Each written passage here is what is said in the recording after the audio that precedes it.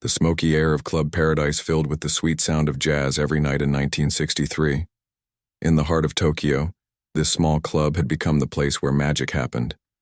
American soldiers on leave mixed with young Japanese people who were hungry for something new, something different from their parents' traditional music. Behind the piano sat a young man whose fingers seemed to have a life of their own. Hiroshi was only 34 years old then, but when he played, people stopped talking and just listened. His music told stories without words. Sometimes it was happy and bouncing, making people want to dance. Other times it was slow and deep, making them think about love or dreams they had forgotten. Hiroshi had learned to play piano when he was just 7 years old. His mother, who cleaned houses for wealthy families, had saved every coin she could to pay for his lessons. She believed her son had a gift that shouldn't be wasted. Those early morning practice sessions in their tiny apartment, with neighbors sometimes complaining about the noise, had led to this moment. By 1963, Hiroshi was making more money in one night at the club than most people made in a week at regular jobs. The club owner, an older man named Sato, treated him like family. Every night Sato would introduce him as Tokyo's finest piano man, and the crowd would cheer before Hiroshi even touched the keys. The music scene in Tokyo was changing fast in those days. Young people were listening to American jazz records and trying to copy the sounds they heard. But Hiroshi was different. He didn't just copy what he heard. He took those American jazz songs and mixed them with Japanese feelings, creating something completely new. Some nights, he would play classic, songs that everyone knew. His version of Take 5 could make the whole room sway together like they were one big family. Other nights, he would surprise everyone with his own songs. These were pieces he wrote thinking about his childhood, about his hopes for the future, about the girl he was falling in love with. That girl was Keiko. She worked at a flower shop during the day and came to hear him play 3 nights a week. She always sat at the same small table near the piano, ordering just one drink that she would make last the whole evening. Her smile gave Hiroshi energy to play even better. When their eyes met during a slow song, he felt like he could play forever. The other musicians respected Hiroshi too. There was Yamada on the bass, whose thick fingers could make the strings sing in ways that surprised everyone. And there was young Koji on the drums, barely 20 years old but already playing like he had been doing it his whole life. Together, they were more than just 3 musicians. They were like brothers who spoke the same language without using words. Word about their performances spread through Tokyo like wildfire. People would travel from other parts of the city just to hear them play. Some nights, the line to get into Club Paradise stretched around the block. Rich businessmen in expensive suits stood next to college students in simple clothes, all waiting for the same thing, to hear music that made them feel alive. Record companies started noticing too. A man in a fancy suit came to the club one Tuesday night and talked to Hiroshi about making an album. The money he offered was more than Hiroshi had ever dreamed of. It seemed like everything was falling into place perfectly. Hiroshi and Keiko got married in a small ceremony in spring of 1964. Their wedding was simple but beautiful, with just family and close friends. The celebration party was held right there, in Club Paradise, where their love story had begun. Hiroshi played special songs he had written just for Keiko, and there wasn't a dry eye in the room. Life felt perfect then. During the day, Hiroshi would write new music in their small but cozy apartment. Keiko would bring him tea and listen to his new ideas. Sometimes she would hum along and he would add her melody to his songs. Their evenings belonged to the club, where the music and the audience gave them both energy and joy. Their first child, a daughter they named Akiko, was born in early 1965. Hiroshi had never felt love like this before. Holding his tiny daughter while Keiko rested, he played soft lullabies on their old upright piano at home. Akiko would stop crying and listen, as if she already understood that music was the language of their family. But then everything changed in ways Hiroshi never expected. Keiko, who had always been strong and healthy, started feeling tired all the time. At first they thought it was just because she was taking care of a new baby. But the tiredness got worse. She would fall asleep in the middle of conversations. Simple tasks like cooking dinner became difficult for her. The doctor's words hit them like a cold wind. Keiko had a serious illness that would need long treatment and constant care. The medicine was expensive. She would need to rest most of the time. Someone would have to be with her always, especially with a baby to care for too. Hiroshi faced the hardest choice of his life. His music career was just taking off. The record deal was waiting. Club Paradise needed him, but Keiko needed him more. Their daughter needed him. His family had to come first. On a rainy night in November 1965, Hiroshi played his last song at Club Paradise. The crowd didn't know it would be his final performance. He played Autumn Leaves, the same song he had played on his very first night, at the club. But this time every note carried the weight of goodbye. After the show, he told Sato about his decision. The old club owner understood, even though his eyes filled with sadness. "Music will wait for you," Sato said, putting his hand on Hiroshi's shoulder. "Family cannot wait." The next morning, Hiroshi started his new life. He found a job at a bank, working with numbers instead of music. It was steady work that paid enough to take care of his family and buy Keiko's medicine. The hours were long and the work was boring, but every evening he came home to his wife and daughter, and that made everything worth it. He moved their old piano into the corner of their bedroom so he could still play quietly after Keiko and the baby fell asleep. Those late-night practice sessions became his only connection to the world he had left behind. His fingers still remembered every song, every melody, every rhythm that had once filled Club Paradise with joy. Sometimes on quiet Sunday afternoons, he would play for Keiko while she rested on their small couch. She would close her eyes and smile, remembering the nights when she sat at that little table watching him perform. "You still play like an angel?" she would whisper, and for a moment, it felt like they were back in the club where their love story began. Years passed like pages in a book, each one taking Hiroshi further away from the stage lights and closer to a life he had never planned, but learned to love in its own way. The alarm clock rang at 6:30 every morning, just like it had for the past 30 years. Hiroshi would wake up, make tea, and get ready for another day at the bank. His hands, which once danced across piano keys in front of cheering crowds, now counted money and stamped papers. The work was steady and safe, but sometimes he felt like he was living someone else's life. At the bank, his co-workers knew him as the quiet man who always did his job well and never complained. They had no idea that the person sitting at the desk next to them had once made hundreds of people dance and cry with his music. To them, he was just Hiroshi from accounting, a reliable man who brought homemade lunch every day and always helped. Newcomers learned their jobs. The years rolled by like a slow river. Akiko grew from a baby into a curious little girl who loved to ask questions about everything. When she was 5, she discovered the piano in their bedroom and started pressing the keys randomly. Hiroshi would sit with her and show her simple songs, teaching her the same way his mother had taught him decades ago. Keiko's health got better slowly, but she was never quite the same as before. Some days were good when she could cook dinner and play with Akiko in their small garden. Other days were hard when the tiredness came back and she needed to rest most of the time. Hiroshi never complained. He would come home from the bank, cook dinner, help Akiko with her homework, and take care of whatever Keiko needed. Their second child, a son named Taro, was born when Akiko was 7. Hiroshi was 42 by then, and being a father again felt different this time. He was more patient, more careful. Maybe because he knew how precious and fragile family life could be. Taro was a happy baby who laughed easily and seemed to love music just like his father.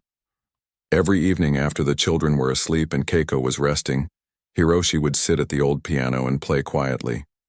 He wore headphones that his neighbor had given him so the sound wouldn't wake anyone. Those late-night sessions became his secret world, the only time he could be the musician he used to be. Sometimes he would play the old jazz standards he knew by heart. Other times he would try to remember songs he had written years ago for the club. His fingers were getting older, and sometimes stiff from the office work, but they still remembered every note, every rhythm, every feeling he had put into those melodies. The children grew up in a house filled with quiet music. Hiroshi never pushed them to learn piano, but both Akiko and Taro would often sit next to him while he played. They would do their homework to the sound of soft jazz flowing through the headphones that Hiroshi would sometimes take off so they could listen too. When Akiko turned 16, she surprised everyone by saying she wanted to learn piano seriously, not just the simple songs her father had taught her as a child, but real music. Hiroshi felt his heart skip a beat. He started teaching her everything he knew, and discovered that she had inherited his musical gift. Her fingers were quick and her ear was sharp. Within 2 years, she was playing pieces that took Hiroshi months to learn when he was young. Taro chose a different path. He loved sports and spent most of his free time playing baseball with friends. But he still loved listening to his father play, especially on rainy Sunday afternoons when the whole family would gather in the living room.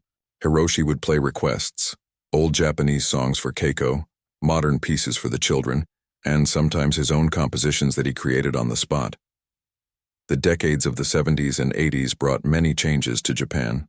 The country was growing richer, and modern technology was changing everything. But inside their small apartment, life moved at its own steady pace. Hiroshi went to work, came home to his family, and played piano in the quiet hours when everyone else was sleeping. Sometimes, old friends from his music days would call or visit. Yamada, his old bass player, had opened a music school and often asked Hiroshi to come teach there. "You're wasting your talent counting money," Yamada would say. But Hiroshi would just smile and change the subject. His talent wasn't being wasted, it was being saved for his family. When Akiko got married at 25, Hiroshi played at her wedding reception. It was the first time he had performed in public since that last night at Club Paradise 23 years earlier. The wedding. Guests were amazed by his skill, but Hiroshi felt nervous and excited in ways he had almost forgotten. His hands shook a little at first, but once he started playing, it felt like riding a bicycle. His body remembered exactly what to do. Taro became a successful businessman and married a kind woman named Yuki, who worked as a music teacher at an elementary school. When they told Hiroshi they were expecting their first child, he felt the same joy he had experienced when his own children were born.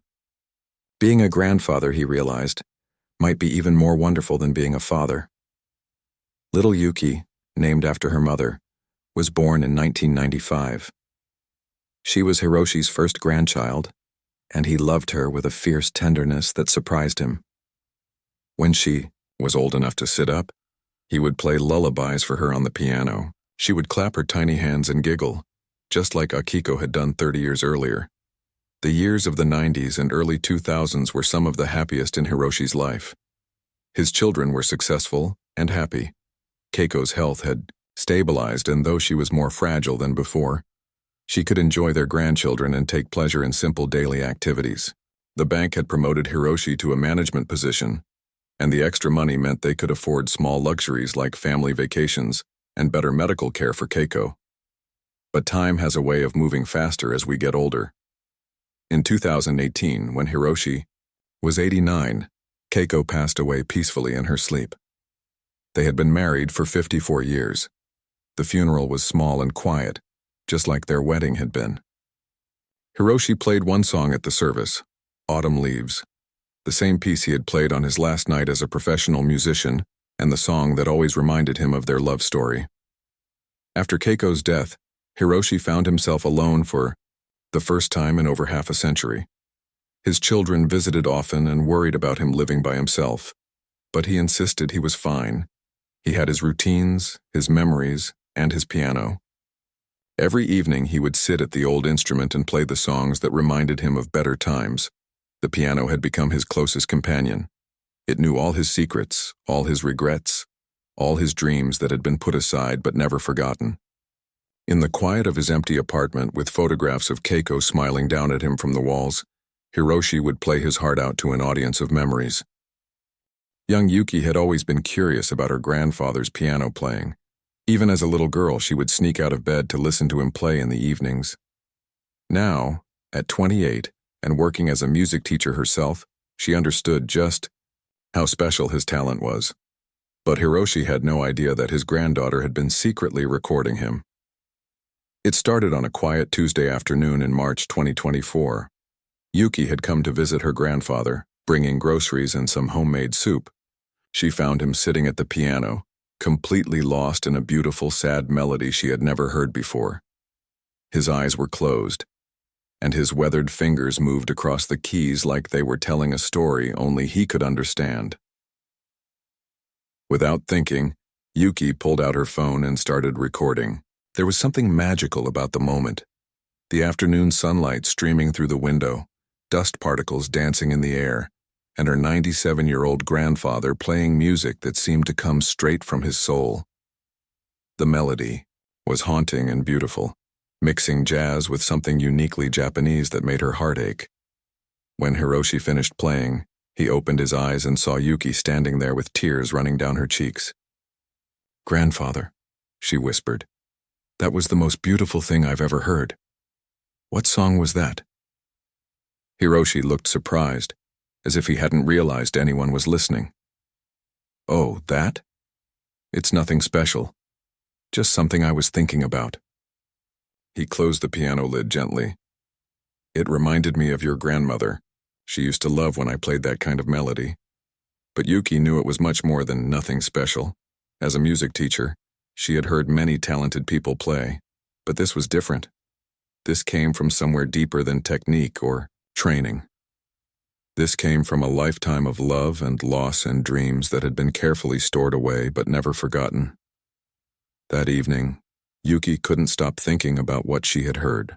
She listened to the recording over and over, each time discovering new layers of emotion in her grandfather's playing.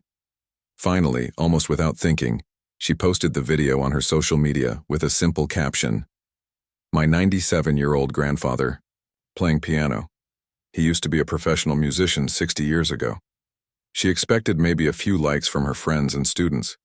Instead, something incredible happened. Within hours, the video had hundreds of views. By the next morning, it had thousands. People were sharing it everywhere, leaving comments about how the music made them cry, how it reminded them of their own grandparents, how beautiful and pure it sounded. The comments kept pouring in. "This man has lived through so much history, and you can hear it all in his playing. My grandfather passed away last year. This reminds me of him so much. Someone needs to get this man back on stage." This is what real music sounds like, not the fake stuff we hear today. Within a week, the video had over 1 million views. News websites started picking up the story. Local TV stations called asking for interviews. Yuki was amazed and a little scared by how quickly everything was happening. But what surprised her most was her grandfather's reaction when she showed him all the attention his playing was getting. Hiroshi stared at the phone screen, reading comment after comment from strangers who had been moved by his music. His hands shook slightly as he scrolled through the messages. "I don't understand," he said quietly. "How did so many people see this? And why do they care about an old man playing piano?" "Because you're amazing, grandfather," Yuki said. "People can feel the truth in your music. It touches something inside them that most music can't reach." Among all the comments and messages, one stood out. It was from someone named Masa Yamamoto, who said he owned a jazz club in Tokyo called Blue Note. He had left his phone number and asked Yuki to call him. When she did, he explained that he had been running the club for 30 years and had never heard anything like her grandfather's playing in the video. "I know this might sound crazy," Masa said, "but we're having our 30th anniversary celebration next month. Would your grandfather consider performing? I understand he's 97, but if he's willing, we would be honored to have him." Yuki almost dropped the phone. She looked at Hiroshi, who was sitting nearby reading a newspaper and had no idea what the conversation was about. How could she even begin to explain this to him? He hadn't performed in public for 60 years. He was nearly 100 years old. The idea seemed impossible. That night, Yuki couldn't sleep. She kept thinking about the offer and wondering if she should even tell her grandfather about it. What if it was too much for him? What if it brought back painful memories of the career he had given up? What if he said no, and she had gotten his hopes up for nothing? But the next day, she decided to tell him everything. They sat in his small kitchen, drinking tea like they had done thousands of times before, and she explained about the phone call from the club owner. Hiroshi listened without saying a word, his face showing no emotion. When she finished talking, there was a long silence. Finally, Hiroshi spoke. "A jazz club wants me to perform? At my age?" He laughed, but it wasn't a happy laugh. It sounded more like disbelief. "Yuki, I'm 97 years old, my hands are stiff. I haven't played for an audience since before you were born. These people don't know what they're asking." "But grandfather," Yuki said gently, "didn't you see how people reacted to your music? Didn't you read what they wrote? Your playing made them feel things they hadn't felt in years. Maybe age doesn't matter when the music is real." Hiroshi was quiet for a long time. He looked at his hands, studying the wrinkles and age spots that marked nearly a century of life. These hands had once been young and confident, flying across piano keys night after night in smoky clubs. Now they were old and sometimes shaky, better suited to turning newspaper pages than making music for crowds. But something was stirring inside him, something he thought had died long ago. It was a feeling he remembered from his youth. Excitement mixed with fear, the thrill of wondering if he could still make magic happen with just 10 fingers and 88 keys. Over the next few days, Hiroshi found himself thinking about the offer constantly. He would sit at the piano and imagine playing for people again. Sometimes the idea terrified him. What if he made mistakes? What if his old hands couldn't keep up with his musical ideas? What if people were disappointed when they heard him in person instead of through a phone recording? But other times, usually late at night when the apartment was quiet and the city was sleeping, he felt something that might have been hope. Maybe it wasn't too late. Maybe dreams didn't have expiration dates. Maybe an old man could surprise everyone, including himself. The phone call that changed everything came on a Friday evening. Masa had called again, this time to speak directly with Hiroshi. "Mr. Hiroshi," he said, "I've been in this business for 30 years and I know real talent when I hear it. Age is just a number. Your music has something that can't be taught or faked. Please consider this. Even if you're nervous, even if you make mistakes, it would be an honor to have you play at our club." After hanging up the phone, Hiroshi sat in his armchair for hours, staring at the piano that had been his silent companion for so many years. Finally, as the sun began to rise, he made a decision that would change the rest of his life. The decision surprised everyone, including Hiroshi himself. When he called Yuki the next morning and told her he wanted to accept the invitation, she almost couldn't believe what she was hearing. Her grandfather, who had lived such a quiet life for 60 years, was ready to step back into the spotlight at 97 years old. "Are you sure, grandfather?" Yuki asked, her voice full of concern and excitement. "This is a big step. There will be lots of people watching and everyone will have high expectations after seeing the video."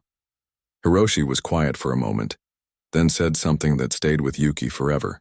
"I've spent 60 years being careful, being safe, putting everyone else first, and that was the right thing to do. But now, maybe it's time to do something just because it makes me feel alive again." The first challenge was physical. Hiroshi hadn't played for long periods in years. His daily piano sessions were usually just 30 or 40 minutes of gentle playing. Now he needed to build up his strength and endurance to perform a full set for a live audience. His fingers were stiff from arthritis, and his back ached if he sat too long in one position. Yuki became his practice partner and coach. Every morning she would come to his apartment with coffee and pastries, and they would work together for 2 hours. She helped him stretch his fingers and hands, showing him exercises she had learned from her own piano teachers. Slowly, day by day, his hands began to remember what it felt like to really play. The hardest part wasn't the physical challenge, though.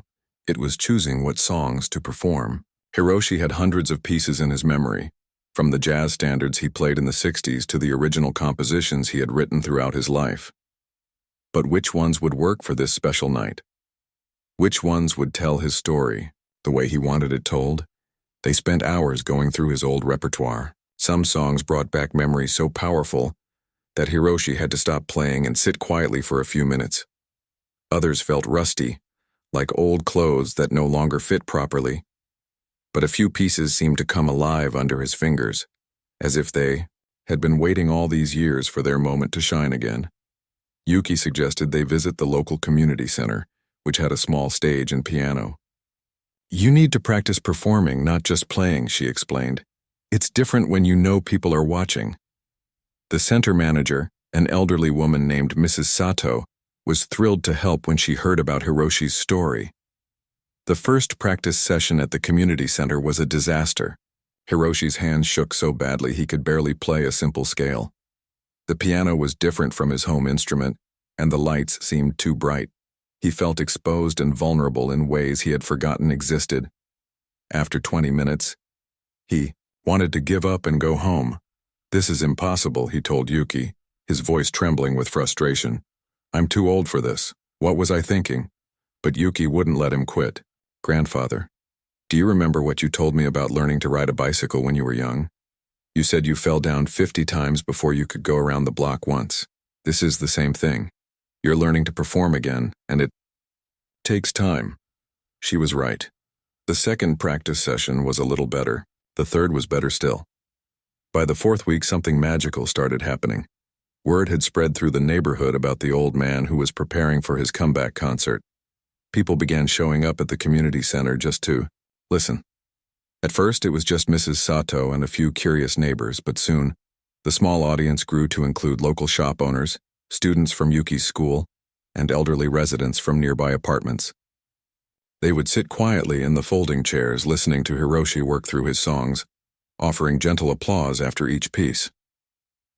The audience gave Hiroshi something he hadn't expected: confidence. These weren't professional critics or music industry experts. They were regular people who simply enjoyed hearing good music played with heart and soul. Their smiles and nods of approval helped him remember why he had fallen in love with performing in the first place. One evening, a young man in his 30s approached Hiroshi after practice. "Mr. Hiroshi," he said, "I've been coming here every week to listen to you play. My grandfather passed away last month, and your music reminds me of him. Thank you for sharing your gift with us." Moments like this made all the hard work worthwhile. Hiroshi began to understand that his comeback wasn't just about proving something to himself. It was about connecting with people, sharing the emotions and experiences that only music could express. As the date of the performance approached, Hiroshi faced new challenges. His family was worried about the stress and physical demands of the concert. His son Taro called every day asking if he was sure about going through with it. His daughter Akiko flew in from Osaka to help with preparations, but also to make sure her father wasn't pushing himself too hard. "Dad, we're proud of you no matter what," Akiko said one evening as they sat together in his apartment. "You don't have to prove anything to anyone. You've already lived an amazing life." "I know," Hiroshi replied, playing a soft melody on his piano. "But this isn't about proving anything. It's about finishing something I started 60 years ago. It's about saying goodbye to that part of myself in the right way." The media attention was overwhelming. Reporters wanted interviews. TV crews wanted to film his practice sessions. Social media was buzzing with excitement about the upcoming performance. Yuki tried to protect her grandfather from too much attention, but it was impossible to ignore completely. One journalist asked Hiroshi if he was nervous about performing after such a long break. "Of course I'm nervous," he answered honestly. "But I'm also excited. When you're 97, you don't get many chances to feel this alive. I'm going to enjoy every moment of it, even the scary parts." The final week of preparation was intense. Hiroshi practiced every day, fine-tuning his set list and working on the small details that would make the performance special.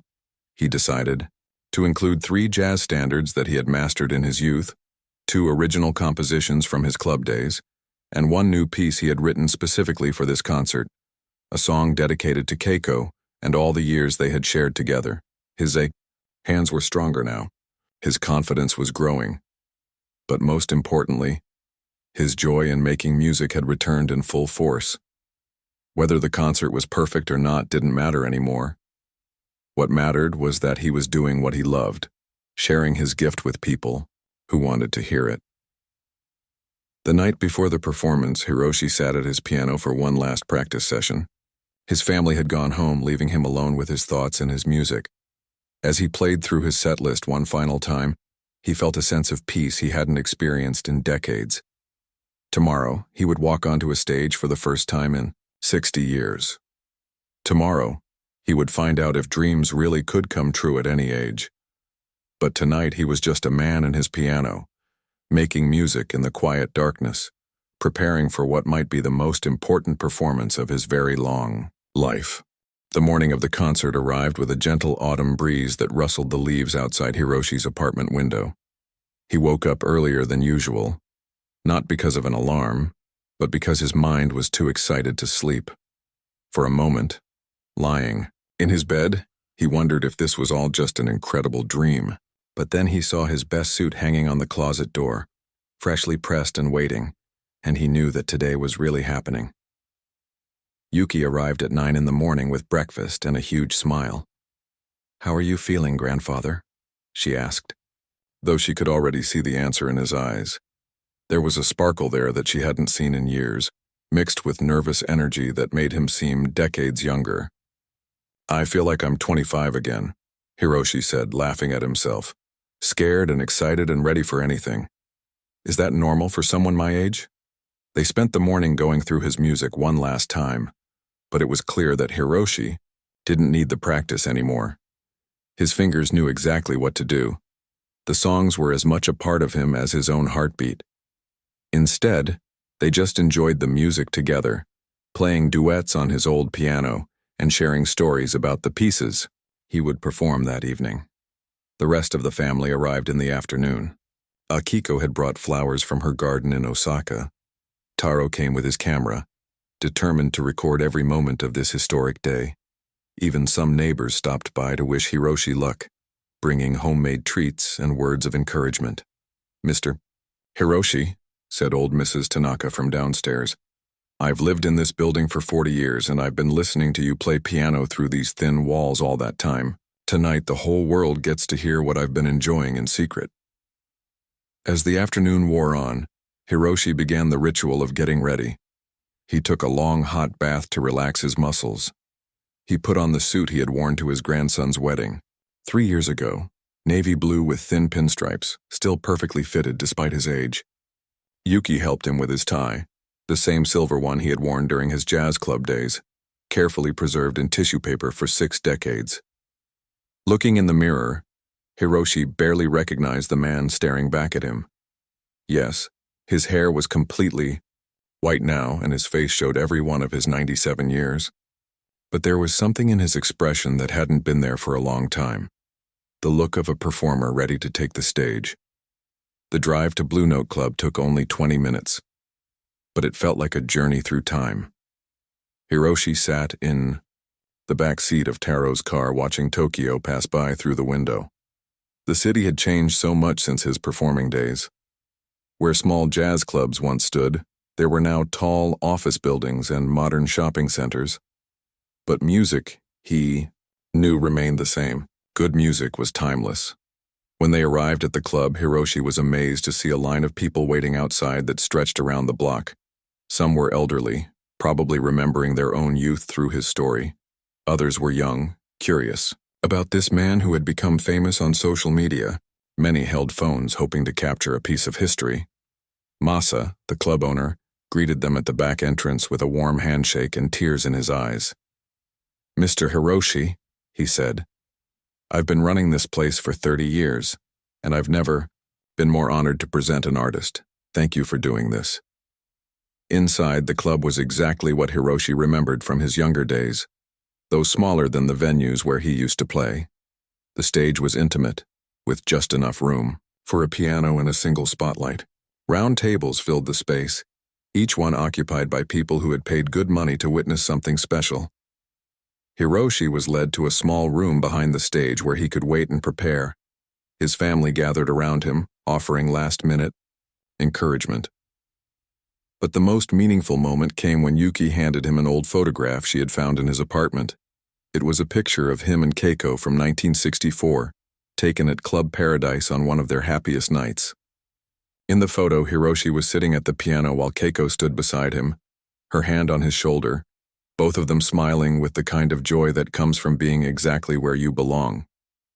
"She'll be with you tonight," Yuki whispered, and Hiroshi nodded, unable to speak around the emotion in his throat. At 8 o'clock sharp, Masa walked onto the stage to introduce the evening's performer. The crowd fell silent as he told Hiroshi's story, the young jazz musician who had given up his career for love and family, who had spent 60 years in quiet dedication to others, and who was now, at 97, brave enough to chase a dream, one more time. "Ladies and gentlemen," Masa concluded, "please welcome a true artist and a remarkable human being, Mr. Hiroshi Nakamura." The applause was thunderous as Hiroshi walked slowly onto the stage. The spotlight felt warm on his face, and for a moment he was transported back to 1965, to all those nights when this had been his world. He sat down at the piano bench, adjusted it slightly, and looked out at the audience. What he saw took his breath away. There were people of all ages, from teenagers to grandparents, all watching him with expressions of anticipation and respect. In the front row, he spotted his family, their faces glowing with pride. Throughout the room, he saw people holding up phones to record the moment, wanting to share this experience with others who couldn't be there. Hiroshi placed his hands on the keys and took a deep breath. "Good evening," he said into the microphone, his voice surprisingly strong and clear. 60 years ago, I played my last song on a stage just like this one. Tonight, I'm here to play my first song of what I hope will be many more to come." He began with Take 5, the Dave Brubeck classic that had been one of his signature pieces in the old days. From the very first note, it was clear that age had not diminished his gift. If anything, the years had added layers of depth and emotion to his playing that hadn't been there in his youth. The audience was completely silent, hanging on every note. Some people closed their eyes, letting the music wash over them. Others watched his hands in amazement, studying the way his fingers found each key with perfect precision despite his age. When the song ended, the applause was immediate and heartfelt. But Hiroshi wasn't finished. He moved into Autumn Leaves, the song that had been with him through every major moment of his life. As he played, he spoke to the audience, sharing the story of how this melody had been the soundtrack to his courtship with Keiko, their wedding, and his final performance before stepping away from music. "This song," he said between verses, "taught me that some things are beautiful because they don't last forever. The autumn leaves fall, but they make room for new growth. Tonight, I'm grateful for both the seasons that have passed and the ones still to come." The room was so quiet you could hear people breathing. Many were crying openly, moved not just by the music but by the raw honesty of his words. For his third piece, Hiroshi played one of his original compositions from the 1960s, a lively jazz number that had the audience swaying in their seats. His fingers danced across the keys with surprising energy, proving that talent and passion could triumph over age and time. But it was his final song that created pure magic. He had written it specifically for this performance, a tender ballad dedicated to Keiko and to all the people who sacrificed their dreams for love. As he played, he told the story of their life together, the joy, the struggles, the quiet moments that had made up their 60 years of marriage. "Some people might think I wasted my talent," he said as the last notes faded away. "But I learned that love is the greatest music of all. Every day I spent caring for my family, every song I played only for them, every dream I put aside for their happiness. That was the most beautiful music I ever made." The standing ovation lasted for 15 minutes. People cheered, cried, and called for more. Hiroshi played 2 encores, ending with a jazzy version of a traditional Japanese lullaby that brought the house down. As he finally left the stage, Hiroshi felt something he hadn't experienced in 60 years, the pure joy of sharing his gift with the world. Age, he realized, wasn't about what you could no longer do. It was about discovering what you could still become. That night, videos of his performance spread across the internet faster than anyone could have imagined. But for Hiroshi, the real victory wasn't the fame or attention. It was the knowledge that dreams don't have expiration dates and that it's never too late to find your way back to the person you were always meant to be.